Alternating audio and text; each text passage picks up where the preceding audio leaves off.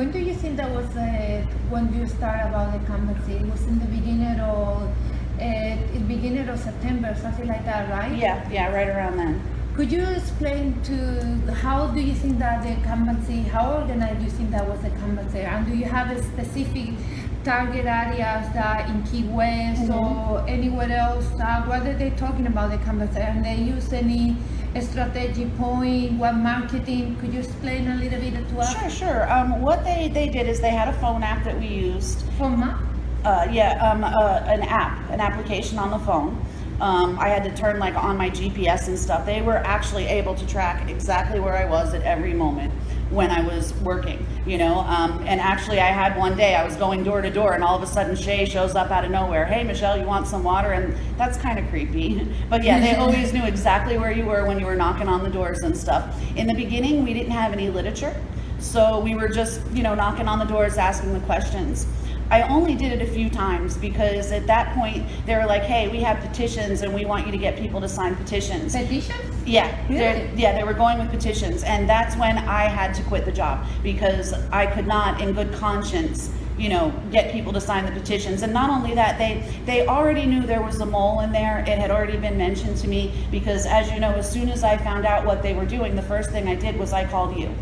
As soon as the first training was over, I contacted Mila to say, hey, look what's going on here.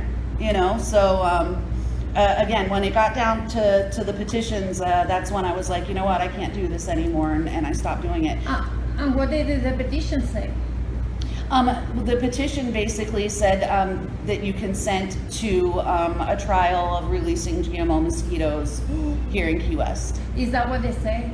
Regardless about, okay, now let me ask you this.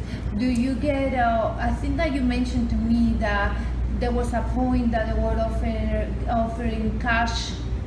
There were cash incentives for us. They offered us $15 an hour for the time that we worked, and then whoever had got the most signatures and knocked on the most doors and changed people's minds to vote yes, there were cash incentive bonuses offered. Now remember, me, I was doing the opposite. If I went to someone's door and they told me they were pro-GMO, I didn't really get into it much with them.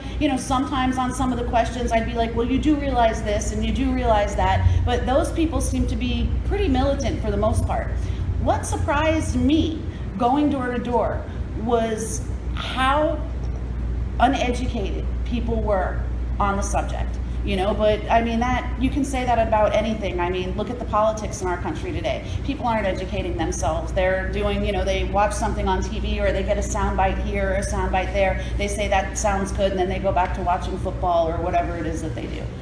So that's what really shocked me, was how many people didn't have a lot of information on it, didn't seem to really care a whole lot about it, but the people where I felt were kind of in the middle, I gave them all the information that I had. Hey, do you know that it's being injected with E. coli and herpes and different things like that? Do you understand that it isn't really tested? Do you understand that females are going to be released? I mean, even right now on the radio station that I listen to, they have a pro-GMO commercial saying, Florida Keys Safety Alliance again. Is that the same people? Is that the same people? The exact same people. But they lie on that radio commercial too. It says we release male mosquitoes that don't bite. They don't mention that some females accidentally get released, okay? This is a flat out lie. It's a deception. Why aren't you telling people that? Why are you hiding this information? What do you know that we don't? Why won't you give the doctors the test samples that they're asking for, okay? Because something's not right. It would be different if they were practicing transparency, but they're not.